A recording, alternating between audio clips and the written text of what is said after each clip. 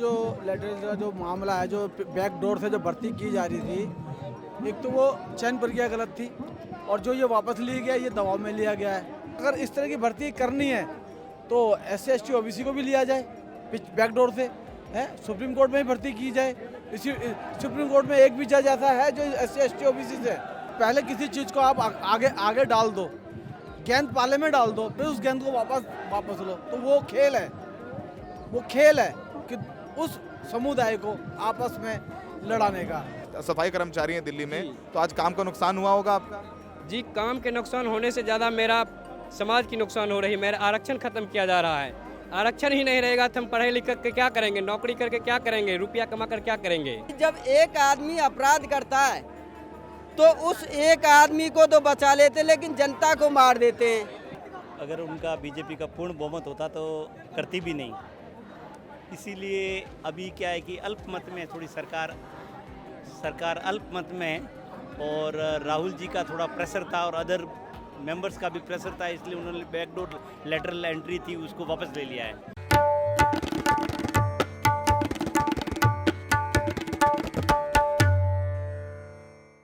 आदाब, नमस्कार। The red mic जनता के दिल में आपका स्वागत है। मैं हूं सौरभ शुक्ला। आपने देखा कि सरकार ने सीधी भर्तियां निकाली थी। सीधी भर्तियां यानी सीधे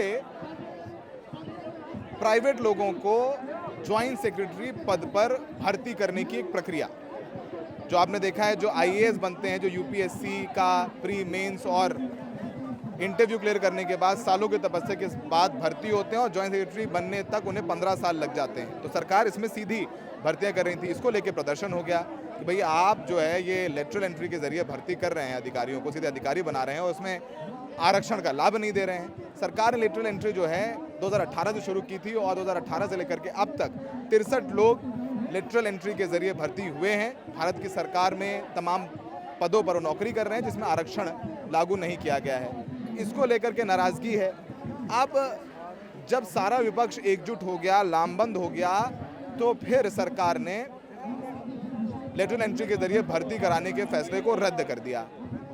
अब रद्द कर दिया तो उस लेटर में लिखा है जितेंद्र सिंह ने, जो कि DOPT मंत्री हैं, कि प्रधानमंत्री मोदी को सामाजिक न्याय की चिंता है और संविधान में जो आरक्षण की बात है उसके तहत ये भर्तियां की जाएंगी, इसलिए ये भर्तियां हम रद्द करते हैं। लेकिन उन भर्तियों के हिसाब से 2018 से भर्ती हुई 63। अब क्या ये जो विपक्ष मजबूत है इस बार और बीजेपी पूर्ण बहुमत में नहीं है, क्या उसका असर है, क्या उसका रुझान है? इस पर आम लोगों से बात करते हैं। क्या ठीक है, आपका नाम क्या है? मेरा नाम इंदर है। कहाँ से आए इंदर जी आप? मैं दिल्ली के बैरवा समाज से। ये बताइए कि अब लेटरल एंट्री का जो फैसला था सरकार ने वापस ले लिया, आपको क्या लगता है कि दबाव किस बात का था? क्योंकि लेटरल एंट्री के जरिए सरकार 2018 से भर्ती कर रही थी। आप क्या सोचते हैं? जो लेटरल का जो मामला है, जो बैक डोर से जो भर्ती की जा रही थी, एक तो वो चयन प्रक्रिया गलत थी और जो ये वापस लिया गया ये दबाव में लिया गया है। क्योंकि इन्हें ये डर था कि कहीं वो जो पहले 2 अप्रैल को जो सीन हुआ था पूरे हिंदुस्तान में, कहीं वो दोबारा ना हो जाए। 2 अप्रैल मतलब उसको 2 अप्रैल को पहले जब भारत बंद हुआ था और वो कहीं सीन दोबारा ना हो जाए, वो दबाव था। और फिर आज विपक्ष मजबूत है लोकसभा के अंदर और विपक्ष की आवाज़ इतनी तगड़ी थी तो इन्हें मजबूरन वो चीज़ है ना वापस लेनी पड़ी। मैं तो एक बात जानता हूँ, आप देखो, आप संवाददाता हो, आपको ये सोचना चाहिए, आपको भी दिखाना चाहिए कि जो हमारे हिंदुस्तान में जितने भी चयन बोर्ड बने हुए हैं, किसी भी प्रक्रिया के लिए चयन बोर्ड होते हैं ना, तो उन चयन बोर्डों की वैल्यू क्या रह जाती है जब आप इस तरह की भर्तियां करते हो, है? तो ये तो सरासर गलत है। अगर इस तरह की भर्ती करनी है तो SC ST OBC को भी लिया जाए बैकडोर से, है सुप्रीम कोर्ट में ही भर्ती की जाए। इसी सुप्रीम कोर्ट में एक भी जज ऐसा है जो SC ST OBC से। तो प्रधानमंत्री मोदी ये कह रहे हैं कि उनको चिंता है सामाजिक न्याय की, इसलिए उन्होंने रद्द कर दी है भर्ती। अगर सामाजिक न्याय की चिंता होती है मोदी जी को, मैं मोदी जी का विरोधी नहीं हूँ कि देश के प्रधानमंत्री हैं वो, हमें उनकी इज्जत करनी चाहिए और करेंगे भी, लेकिन मैं विरोधी नहीं हूँ। लेकिन ये बात भी तो गलत है, पहले किसी चीज़ को आप आगे डाल दो, गेंद पाले में डाल दो, फिर उस गेंद को वापस लो, तो वो खेल है कि उस समुदाय को आपस में लड़ाने का। क्योंकि इसमें 84 जातियाँ इकट्ठी हैं, कहाँ 84%, कहाँ 15-20%, तो वो आपस में हर जाति को आपस में भिड़ाना चाहते हैं। इस क्रीमी लेयर के तहत, इस तरह के फैसले के तहत। अब वो ये तो इन्हें पता था कि लोकसभा में इनका, अभी आपने खुद कहा कि विपक्ष मजबूत है, उसके कारण या कुछ भी हो सकता है, लेकिन जो इन्होंने ये दबाव में जो फैसला वापस लिया है, ये इसीलिए लिया है कि लोकसभा के अंदर विपक्ष की आवाज़ मजबूत थी। और तो और उनकी पार्टी के ही चिराग पासवान है, जीतनराम मांझी है, उन्होंने भी चाहे दबी जबान में उन्होंने बोला है, लेकिन उन्होंने भी विरोध जताया है अपनी पार्टी, उस पार्टी के अंदर, संगठन के अंदर। और वो चीज़, और लोकसभा जो अखिलेश जी है, अखिलेश जी ने बोला है, राहुल ने बोला और पार्टी ने बोला है, तो विपक्ष मजबूत था, वो एकजुट था इस बात के ऊपर। तो वो दबाव कहीं ना कहीं नजर आता है, जो ये वापस लिया गया फैसला। आपका नाम क्या है? मेरा नाम भूपेंद्र सिंह है। भूपेंद्र जी बताइए, अगर बीजेपी पूर्ण बहुमत में होती, बीजेपी जैसे 2019 से 2024 तक 300 के ऊपर थी, इस बार बीजेपी 300 से ऊपर होती और पूर्ण बहुमत होती, तो आपको लगता है कि लेटर एंट्री रद्द करने का फैसला बीजेपी लेती? नहीं लेती, कभी नहीं लेती। ये इन्होंने जब 2014 से अब तक तानाशाही चला रखी है और आगे भी तानाशाही चलाती। और ये जो आप कह रहे हैं, अगर ये जैसे बैकडोर से जो भर्ती कर रहे हैं, ये भर्ती होती पूरी होती, ये प्रक्रिया पूरी होती, अगर पूर्ण रूप से बहुमत में अपने बल पे अगर बीजेपी की 300 प्लस होती, जैसे इन्होंने कहा था, अगर 300 प्लस होती तो ये भर्ती 101% होती। ये तो 240 में रुक गए, और साथ में इनके साथ दूसरे संगठन जुड़े हुए, उनका थोड़ा दबाव है और विपक्ष मजबूत है, तो कहीं ना कहीं वो डर है, और उस डर के कारण ये भर्ती जो है बैक हुई है। नहीं तो ये 101% ये भर्ती की जाती, और वो भर्ती वो भी उन्हीं को लोगों को दी जाती जो इनके अपने लोग हैं, उनको बिठाया जाता। अपने लोग कौन? अपने लोग कौन? अपने लोगों से क्या मतलब है आपका? जो सत्ता में होता है वो अपने सत्ता का अपना इस्तेमाल तो हर जगह करता है। राहुल गांधी कह रहे हैं कि आरएसएस को लोगों को भर्ती करते हैं उसके जरिए। नहीं, वो राहुल गांधी जी की अपनी टिप्पणी है। मैं, वो इतने बड़े देश के नेता, मैं तो कुछ भी नहीं हूँ, लेकिन मैं अपने समाज के लिए यहाँ खड़ा हूँ, रोड पे खड़ा हूँ, तो गलत चीज़ हुई है उसके लिए मैं अपने समाज के साथ खड़ा हूँ। ये भर्ती हुई, मैं तो कहता हूँ जी चयन बोर्ड आयोग बना, यूपीएससी है, तो यूपीएससी के तहत भर्ती होनी चाहिए ना, है। एसएससी बोर्ड है, एसएससी के तहत भर्तियाँ होती हैं ना, क्यों एक तबके को, दो तबके को बैकडोर से भर्ती किया जाता है? ठीक है, ठीक है। तो आपने और लोगों को सुना, और लोगों से बात करते हैं और सोचते हैं कि जो सरकार ने भर्ती रद्द की है उसको लेकर के उनका क्या कहना है, क्योंकि आपने सुना, ये देखिए भैया खड़े हुए हैं। कहाँ से आए हो आप? हम बेगूसराय से आए हैं। बेगूसराय, बिहार से आए हो? जी। क्या करते हो? यहाँ पे हम जॉब करते हैं प्राइवेट सेक्टर में। प्राइवेट सेक्टर में जॉब करते हो, तो यहाँ किस लिए आए हो जंतर मंतर? यहाँ मेरा आरक्षण वर्गीकरण कर रहा है, और ये वर्गीकरण करके बीजेपी सरकार और 6 जज की जजमेंट जो दिया है जज, इसके खिलाफ आए हैं, ताकि ये बाद में क्या करेंगे, ये आरक्षण खत्म करके फूट डालो शासन करने की नीति अपनाए हैं। इसीलिए हम धरना प्रदर्शन करने के लिए आए हैं, ताकि मेरी आने वाली पीढ़ी को कोई दिक्कत ना हो। और छुआछूत खत्म कर देगा, हम आरक्षण खत्म कर देंगे। छुआछूत कौन खत्म कर सकता है? ये छुआछूत जो बड़े हैं, ब्राह्मण है, आरएसएस की जो पार्टी है, वो करेंगे खत्म। क्या नौकरी करते हो दोस्त? नाम बताओ पहले। हम मेरा नाम गुलशन कुमार है। हम ये सफाई कर्मी काम करते हैं। सफाई कर्मचारी जी। तो आपको क्या रोज झेलना पड़ता है? बहुत परेशानी झेलना पड़ता है, ना सही समय पर वेतन मिल पाती है, और नहीं ये निचले मतलब सफाई कर्मी का कोई वैल्यू दर्जा देता है, ना कोई वैल्यू देता है। वहाँ पे बहुत परेशानी झेलना। आपको अब भी छुआछूत की समस्या झेलनी पड़ती है अपने गांव में, इलाकों में अपने? मतलब मेरे गांव में तो सब मेरे ही कास्ट का है, इसलिए मेरे गांव में नहीं होता है, लेकिन बहुत जगह हम देखते हैं, जैसे कि राजस्थान में मेरे छोटे भाई थे, वो पानी पीने के लिए स्कूल में घैला छोड़ दिया था, उसको मार दिया गया है। तो उससे हम देख रहे हैं कि मेरी समाज अभी भी नहीं सुधरा है। इसीलिए आपके समाज के लिए लोगों का नज़रिया नहीं बदला है? नहीं, मेरे समाज की जी नहीं नज़रिया बदला है, और मनोवादी की भी नज़रिया नहीं बदला है। कितना पढ़ाई किया है आपने? हम ग्रेजुएट किए हैं। ग्रेजुएट किए हुए हैं, और फिर यहाँ पर आज सफाई कर्मचारी हैं दिल्ली में, तो आज काम का नुकसान हुआ होगा आपका? जी, काम के नुकसान होने से ज़्यादा मेरा समाज की नुकसान हो रही है। मेरा आरक्षण खत्म किया जा रहा है। आरक्षण ही नहीं रहेगा तो हम पढ़े लिख के क्या करेंगे, नौकरी करके क्या करेंगे, रुपया कमा कर क्या करेंगे। मेरे आने वाली पीढ़ी के लिए हम नहीं ये देख सकते हैं, क्योंकि जो मेरे साथ घट रहा है वो मेरे आने वाली पीढ़ी के लिए ये हम नहीं देखना सकते। आपने कभी अपनी ज़िंदगी में छुआछूत का सामना किया है? मैं अपना ज़िंदगी में तो नहीं किए हैं जी। आप देखते हैं समाज में? हम देख रहे हैं। ठीक है जी। ठीक है। आपका नाम क्या है? मेरा नाम रामचंद्र है जी। कहाँ से आए रामचंद्र जी? मैं मथुरा जिले से आया हूँ जी। मथुरा जिले से आए हैं। तो कल सरकार ने लेटरल एंट्री पर जो भर्ती निकाली थी वो रद्द कर दी। मोदी जी कह रहे हैं कि सामाजिक न्याय के साथ भर्ती करेंगे, सामाजिक न्याय के खिलाफ थी ये लेटरल एंट्री। तो काम ही यही है जी, भर्ती निकालना और बंद करना। ये कहते हैं कि भारत में सरकार तरक्की दिन पे दिन करती जाती है और कारण का कुछ पता नहीं, जनता भूखी मरती जाती। ये तो जनता को फुटपाथ पे लाना चाहते हैं, जनता भूखी मरे। मोदी साहब कहते हैं ना कि तो हम तो भिखारी हैं, झोला लेके चल देंगे। वो तो झोला में माल लेके जा रहे हैं, लेकिन इनको क्या देके जा रहे हैं? इनको तो फुटपाथ पे भीख मांगने लायक भी नहीं छोड़ के जा रहे। मोदी जी कहते हैं कि बहुजनों के लिए सोचते हैं, करते हैं, संविधान को मानते हैं, सामाजिक न्याय में उनका विश्वास है, ऐसा मोदी जी ने कहा है।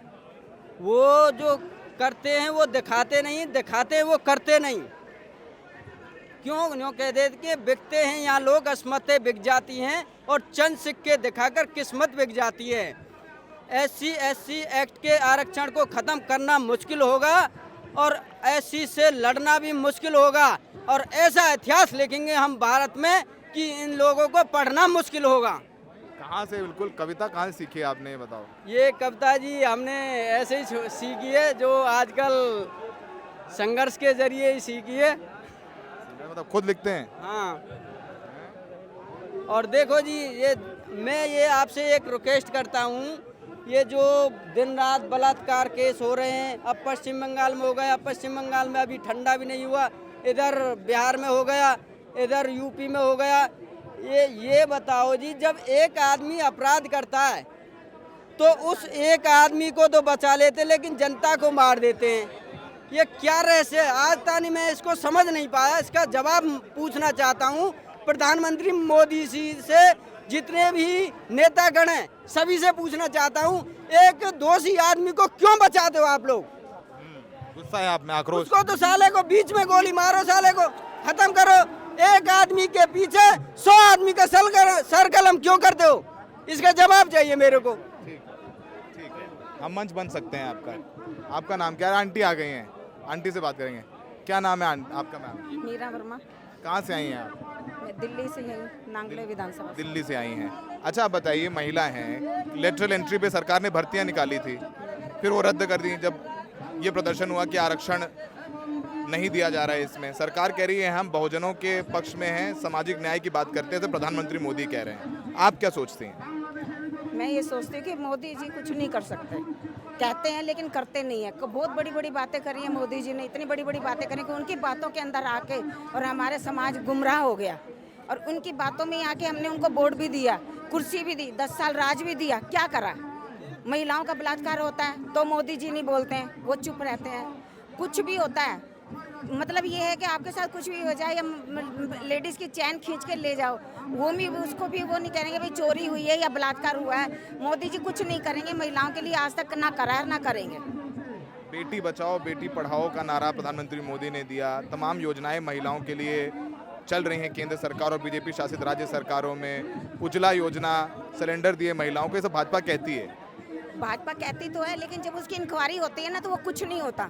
एक महिला की फोटो लगाई थी, जब उसको हमने जाके पूछा अगर भाई ये चीज़ें आपको पैसा मिला है या नहीं मिला, तो उसने कहा मुझे कुछ नहीं मिला। अभी तुम्हें घर मिला है, वो कह रही मुझे कुछ नहीं मिला। ये सारी झूठ बात बोलते हैं, मोदी जी कभी सच्चाई पे नहीं है। आपका नाम क्या है? डॉक्टर मोहन गहलोत। डॉक्टर साहब, आप MBBS वाले डॉक्टर हैं या PhD वाले? PhD वाला डॉक्टर। PhD वाले मतलब पढ़े लिखे, मतलब ज्ञानी आदमी। कहाँ पढ़ाते हैं कहीं आप? नहीं, मैं सुप्रीम कोर्ट में लॉयर हूँ। अच्छा, आप प्रैक्टिस करते हैं। अच्छा, मैं ऐसे एक सवाल आपसे है, मैं आम लोगों से पूछ रहा था कि सरकार ने जो लेटर एंट्री निकाली थी जिसमें आरक्षण ना दिया गया था, उसको लेकर बहुत विरोध हुआ, सरकार ने वो रद्द कर दी। आपको क्या लगता है, पहले सरकार 2018 से लेकर के 2024 तक 63 भर्तियां लेटर एंट्री के जरिए कर चुकी हैं, तो क्या किस दबाव में, कि अगर बीजेपी की पूर्ण बहुमत होती तो लगता है कि वापस लेते? अगर उनका बीजेपी का पूर्ण बहुमत होता तो करती भी नहीं। इसीलिए अभी क्या है कि अल्पमत में थोड़ी सरकार अल्पमत में, और राहुल जी का थोड़ा प्रेशर था और अदर मेंबर्स का भी प्रेशर था, इसलिए उन्होंने बैकडोर लेटरल एंट्री थी उसको वापस ले लिया है। मेरा कहना ये है, सरकार को डर किससे? अच्छी सरकार है, मोदी जी का कार्यकाल बढ़िया है, सब कुछ है, मोदी जी में टैलेंट भी है, तो मोदी जी को डिसीजन फिर तरीके से लेना चाहिए। और हम भारत को एक विकसित राष्ट्र बनाना चाहते हैं, और वहाँ पे अगर ये छोटी मोटी चीज़ें हम ओछी राजनीति करेंगे तो भारत का जो मोदी जी का सपना है 1947 तक, वो सपना मुझे नहीं लगता कि पूरा होगा। इसलिए ज़रूरी है फालतू की चीज़ों को छोड़ के जो अपने मेन मुद्दे पे आ जाए और भारत को विकसित राष्ट्र बनाने में। फालतू की चीज़ें क्या आपके लिए? फालतू की ये जो बैकडोर एंट्रियां हैं, आरक्षण में आपको ये जो उसका सबसेक्शन करना है, ये सारी चीज़ें को हट के हमको एक राष्ट्र की बात करनी चाहिए और अच्छे लोकतंत्र को बनाने के लिए हम सबको मिलजुल कर प्रयास करना चाहिए। अच्छा, इस बार विपक्ष के बारे में क्या कहना है? राहुल गांधी की इमेज बदली है। राहुल गांधी ने 2 यात्राएं की हैं, भारत जोड़ो यात्रा, भारत जोड़ो न्याय यात्रा। अब राहुल गांधी की इमेज को जब आप समाज में बात करते हैं, आप खुद पढ़े लिखे व्यक्ति हैं, आपकी क्या इमेज है आपके जहन में राहुल गांधी? मेरे नज़र में राहुल जी की अभी विगत 5-6 वर्षों में इमेज का जो ग्राफ है, उसका स्टैंडर्ड है, उनका जो वे ऑफ टॉकिंग है, उनके लोगों के प्रति जो सिंपैथी है, उसमें काफ़ी सुधार हुआ है और होना भी चाहिए।